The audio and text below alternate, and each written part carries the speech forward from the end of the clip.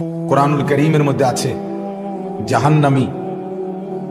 জাহান্নামের ভীষণ আগুনে দগ্ধ হয়ে আল্লাহ তাআলার কাছে বলবে, রব্বানা আখরিজনা না'মাল সালিহান গায়রাল্লাযী কুন্না না'মাল। আল্লাহ আমাকে জাহান্নামের আগুন থেকে একটু বের করে দেন, দুনিয়ার জমিনে ফেরত দেন। কেন?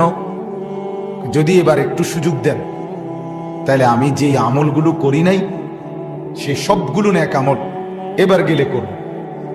তো আল্লাহ তাআলা বলবেন দুইটা কথা, তখন খেয়াল করেন, আল্লাহ তাআলা দুইটি কথা বলবেন। এক নাম্বার বলবেন, আওয়ালাম নুআম্মিরকুম মা ইয়াতাযাক্কারু ফীহি মান তাযাক্কার।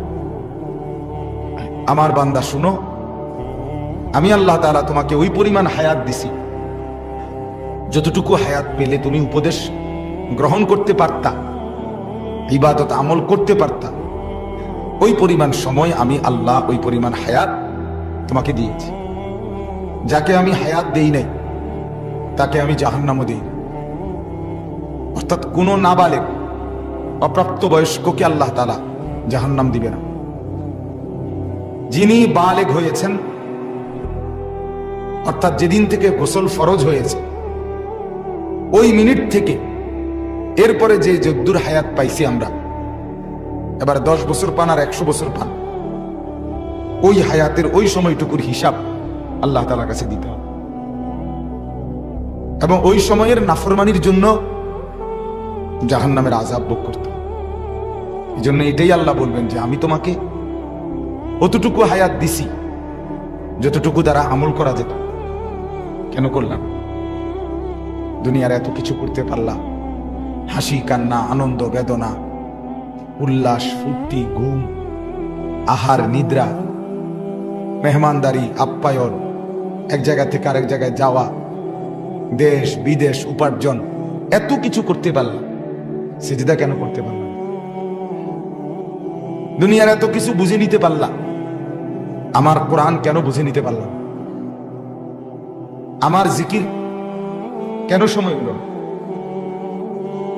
তাহলে এই কথা বলার তখন আমাদের কোনো জবাব থাকবে না। কি কারণে নামাজ পড়েন? সময় ছিল না, তো বাকি কাজগুলো কেমনে করলেন? কি কারণে আল্লাহর কোরআন পড়তে পারেন না? সময় ছিল না, তাহলে বাকি কাজ দুনিয়ার কেমনে করলেন? অর্থাৎ এটা বলার তখন কোনো সুযোগ থাকবে না যে আল্লাহ আমার হাতে সময় ছিল, বুঝ ছিল না।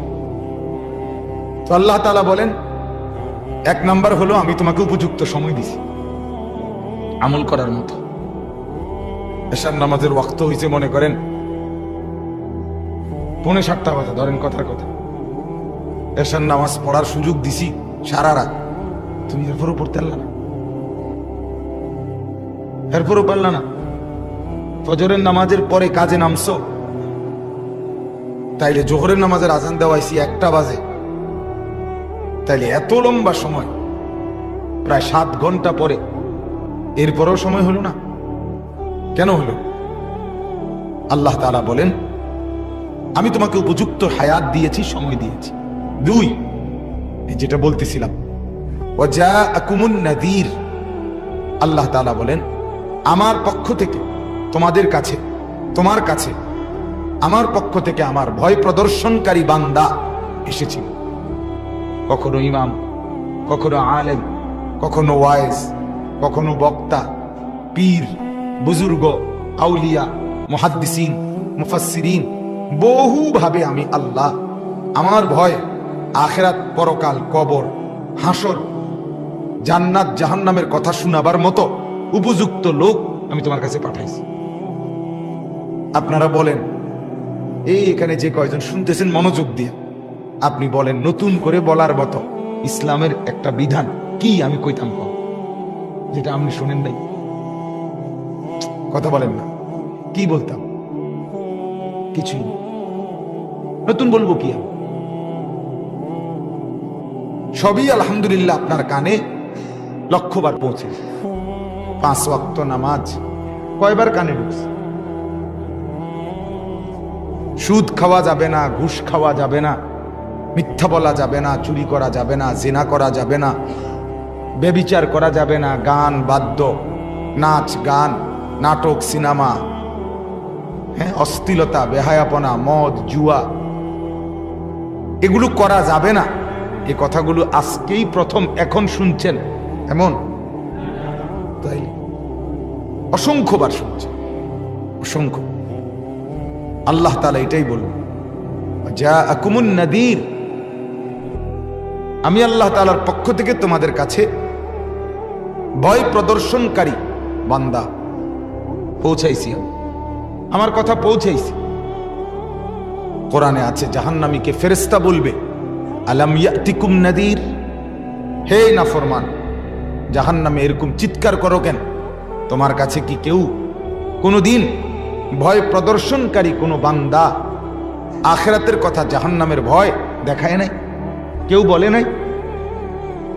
সমস্ত জাহান্নামী তখন বলবে, ক্বালু বালা কাদ জাআনা নাযীর, হ্যাঁ ফেরেশতা ভাই, আমাদের কাছে ভয় প্রদর্শনকারী বান্দা এসেছিল, ফাকাযযাবনা, আমরা মিথ্যা মনে করছিলাম, আমরা মনে করছি এমনি এমনি বলে আর কি, হুজুরদের আর কোনো কাম নাই, প্রতিদিনে কেল নমাজ রোজা, কবর হাসর, মাটির তলের কথা, আসমানের উরফের কথা এডি কয়, বুট বাদামের কথা কয় না, বন বিড়ির কথা কয় না। বুঝেন? তাহলে এই যে ফেরেশতাকেও বলবে নাফরমান জাহান্নামী, কাদ জাআনা নাযীর, নাযীর। কোরআনুল কারীমে আছে আল্লাহ তাআলা বলছে, আমি যাকে ইলম দিছি, আলেম বানাইছি। কেন বানাইছি? আল্লাহ নিজে বলছে, ওয়ালিউনযিরু কওমাহুম, আরে এই জিম্মাদারি দিয়ে বানায়, ইলম দিছি, সে তার কওমের কাছে, তার সম্প্রদায়ের কাছে গিয়ে আল্লাহর ভয় দেখাবে, আখিরাতের ভয় দেখাবে, কবরের ভয় দেখাবে, জাহান্নামের ভয় দেখাবে। একই কথা নবীজিকে আল্লাহ কি বলছেন? সর্বপ্রথম যখন ইকরা বিসমি রাব্বিকাল্লাযী খালাক, এই 5টা আয়াত প্রথম যখন নাজিল হয়েছে, এর পরে কিছুদিন 2-4-5 মাস কোরআন নাজিল বন্ধ ছিল। তো এই কিছুদিন পরে যখন আল্লাহ নবী সাল্লাল্লাহু আলাইহি ওয়াসাল্লাম চিন্তিত, তো এইবার প্রথম দ্বিতীয়বার, মানে দ্বিতীয়বারে কোরআনের দ্বিতীয়বার যেটা নাজিল হয়েছে, আল্লাহ তাআলা বলেন, ইয়া আইয়ুহাল মুদ্দাসসির কুম ফাআনজির, এই কথাটাই বলছে, হে চাদর পরা, চাদরে আবৃত বন্ধু আমার। নবীজি তখন চাদর দিয়ে ঢাকা ছিলেন শরীর, তো আল্লাহ তাআলা চাদর সহ ডাক দিয়ে বললেন, ও চাদর পরা নবী আমার, কুম, ওঠেন, ফাআনজির, আমার বান্দাদেরকে আমার ভয় দেখান। সেই যে শুরু করলেন নবী, 23 বছর লাগাতার তিনি আল্লাহর বান্দাদেরকে আখিরাত আর পরকালের ভয় দেখাইছে। ফাআনজির, কোরআনুল কারীম আল্লাহ তাআলা বলছেন, ওয়ানজির আশিরাতাকাল আকরাবিন, হে নবী, আপনার নিকট আত্মীয় যারা, আপনি তাদেরকে ভয় দেখান, জাহান্নামের ভয়, আখিরাতের ভয়, আমার ভয় দেখান। আল্লাহ নবীকে বলছে, লিতুনদিরা উম্মাল কুরা ওয়া মান হাওলাহা, নবী আপনাকে পাঠাইছি কেন? যেন আপনি এই মক্কাবাসী এবং এর চতুর্দিকে যত জনগোষ্ঠী, তাদের সবাইকে আপনি যেন ভয় দেখাইতে পারেন। নবীজির সিফাত পরিচয় আল্লাহ বলছে অনেকগুলো, এর মধ্যে এটা একটা, বাশীরাম ওয়া নাযীরা। নবীজি মুহাম্মদ সাল্লাল্লাহু আলাইহি সাল্লাম, তিনি বাশীর, জান্নাতের সুসংবাদ দানকারী, ওয়া নাযীর, জাহান্নামের ভয় প্রদর্শক। আরে দোস্ত, অচিরেই তোমার লাশটা যখন এখানে দাঁড়াবে, এই খাটিয়ে তো তোমার লাশও শুবে, সেদিনও তো পৃথিবীতে ব্যস্ততা থাকবে, তুমি তার যাইতে পারতো না। হযরত ওমর রাদিয়াল্লাহু তাআলা আনহু বলতেন, সাইয়্যিদুনা ওমর বলতেন, কুল্লা ইয়াউমিন ইউকালু মাতা ফুলান মাতা ফুলান ওয়ালা বুদ্দা মিন ইয়াউমিন ইউকালু মাতা ওমর। হযরত ওমর বলতেন, হে দুনিয়াবাসী প্রতিদিন ঘোষণা হয়, আজ অমুক মরলো, আজ অমুক মরলো। অচিরেই ঘোষণা হবে, নিশ্চিত অচিরেই একদিনে এলান হবে, আজ ওমরের মৃত্যু। যেদিন হযরত ওমর রাদিয়াল্লাহু তাআলা আনহু ইন্তেকালের মুহূর্তে, শাহাদাতের পূর্ব মুহূর্তে উনি শহীদ হইছেন, উনাকে মসজিদে ফজরের নামাজের ওয়াক্তে এক কাফের অগ্নিপূজক ছদ্মবেশে ওনার কোমরের মধ্যে ছুরি দিয়ে ঘাই দিছিলেন। হযরত ওমর রাদিয়াল্লাহু তাআলা রক্তে ভাসে গেছেন মেহরাব। ওই অবস্থায় ওনাকে ধরাধরি করে ওনার ঘরের মধ্যে আইনা যখন খাটিয়ার মধ্যে বিছাইছে, চকির মধ্যে শুয়াইছে, তখন অবস্থা এরকম বেসামাল ছিল যে মুখ দিয়ে ওষুধ দিচ্ছে বা পানি দিতেছে, এদিক দিয়ে বাইরে হয়ে যেতেছে। হযরত ওমর রাদিয়াল্লাহু তাআলা বুঝছে উনি দুনিয়াতে আর টিকবে না, আর বাঁচবে না। এখানে দুইটা ঘটনা হয়েছে তখন। একটা হলো যত লোক ওনাকে দেখতে আসছিল, একজনের পর একজন কানতে কানতে আবার দেখে দেখে বিদায় নিচ্ছে। হযরত ওমর তখন একেবারে বেহাল। এই অবস্থায় কিতাবে আছে এক যুবক হযরত ওমরকে দেখতে আসছিল। এদের মধ্যে এই যুবকও কানতেছিল, যাচ্ছিল যখন দেখা হযরত ওমর রাদিয়াল্লাহু তাআলা ওই বেহুশ অবস্থায়, চূড়ান্ত শেষ টাইম, তখন হযরত ওমর ওই যুবকের দিকে তাকাইয়া বলছিল, ইয়া শাব ইরফা ইজারাক, এই যুবক তোমার লুঙ্গি টাকনুর নিচে দেখা যাচ্ছে, উপরে লুঙ্গি উঠো। যখন জীবন চলে যাচ্ছে তখন রাসূলুল্লাহ সাল্লাল্লাহু আলাইহি সাল্লামের সুন্নতের ইহানত হতে দিচ্ছে, তখনও দ্বীনের খেলাফ কোনো কাজ সহ্য করছে না। গেলাম তো দুনিয়া থেকে, কিন্তু তাই বলে শেষবারের মতো বুঝি নবীর দ্বীনের খেলাফ দেখে যাব না, এর জন্য এটা বলছে।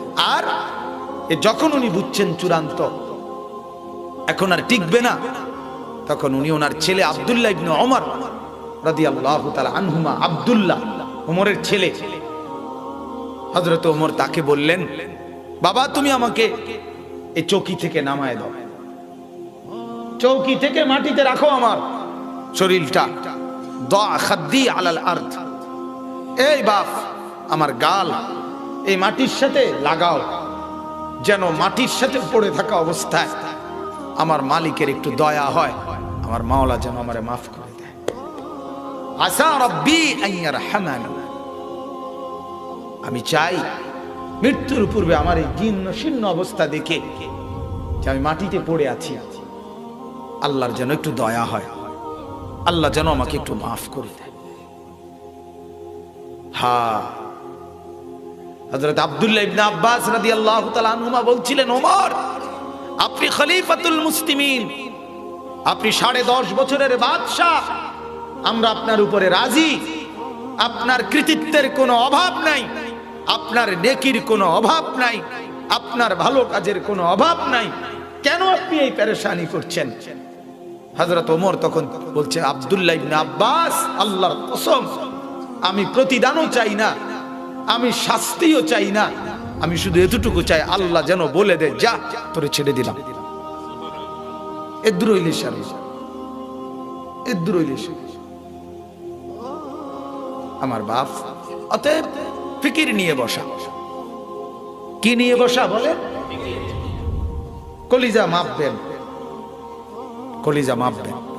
আমার শায়েখ আরিফ বিল্লাহ আল্লামা মুফতি মুশতাকুন নবী সাহেব হযরত দামাত বারাকাতুহুম এটা বলে যে, ভাই মাঝে মাঝে কলিজায় হাত দিয়ে দেখবেন এ দিলে আল্লাহ আছে তো, এ দিলে রাসূলুল্লাহ সাল্লাল্লাহু আলাইহি সাল্লামের মহব্বত আছে তো, এই দিলের মধ্যে আখিরাতের মহব্বত আছে তো, নেক কাজের জজবা আছে তো। যদি দেখেন নাই, এটা বাড়াবেন, এটা বাড়াবেন। আল্লাহ নবী সাল্লাল্লাহু আলাইহি সাল্লাম বলেন, ইদা সাররাতকা হাসানাতুকা ওয়া সাআতকা সাইয়্যাতুকা ফাআনতা মুমিন। আল্লাহ নেক কাজ তোমাকে আনন্দিত করে আর তোমার গুনার কাজ তোমাকে দুঃখিত করে, কষ্ট দেয়, বুঝবা তুমি এখনো মুমিন। নেক কাজ করছো ভাল লাগতেছে, গুনার কাজ করতেছো আফসোস লাগতেছে, তো বুঝবা এখনো তুমি মুমিন। যেদিন দেখবে এটাও নাই, এটাও না, হাজারো মুসলমান, হাজারো যুবক গত 1 বছরে বলতে পারবে না কোনোদিন। এরকম লাখ লাখ যুবক আছে আমাদের মহল্লায়, গত 1 বছরে কোনোদিন ফজরের নামাজ একটা রাকাত সেজদা দেয় নাই। আছে না এমন? কিন্তু তার কলিজায় এটা নিয়ে এখন আফসোস নেই। কত মুসলমানের ঘরে কত 30 বছর ধরে রঙিন টেলিভিশন প্রতিদিন চলতেছে, এটা নিয়ে তার কলিজার মধ্যে এক বিন্দু কোনো আফসোস নেই। কত মুসলমান আছে গত 10 বছর ধরে বাজারে ব্যবসা করতেছে সুদের টাকায়, ধোকা দিয়ে, ওজনে কম দিয়ে, এটা নিয়ে তার চেহারার মধ্যে কোনো একটু বিব্রত অনুশোচনার কোনো চিহ্ন নাই। কত মুরব্বী আছে 60 বছর বয়স, এখনো দেদারছে, জনসম্মুখে বিড়ি খাইতেছে, সিগারেট খাইতেছে, একটু লজ্জার অনুভূতিও নাই। হায় হায় হায় হায় মুসলমান, হায় হায়, বিবেক জাগবে কোন দিন? হ্যাঁ, কত স্বামী আছে যার বিবি আজ 20 বছর যাবৎ বেপর্দা, বাজারে বাজারে ঘুরে, মার্কেটে মার্কেটে ঘুরে, নির্লজ্জ স্বামীর কলিজার মধ্যে একটু ব্যথা লাগে না? কিরে, এটা বউ আমার, দেখে যে সবাই, এটা মেয়ে আমার, দেখে যে সবাই, আরে এটা তো লুটের মাল নাকি?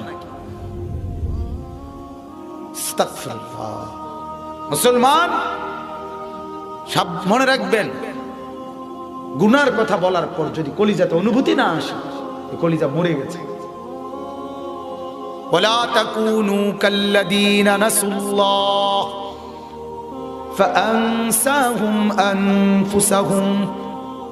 রব্বুল আলামিন বলেন, বান্দা আমাকে ভেবো ভুলো না বান্দা, আমি আল্লাহকে যদি বেশি ভুলে যাও, একদিন এমন হবে আমি আল্লাহ তোমার নিজেকেই তোমার থেকে ভুলিয়ে দেব। সেদিন আর তুমি যে মুসলমান এ কথাই আর মনে থাকবে না, সেদিন আর তুমি যে কবরে যাবা এটাই ভুলে যাবা।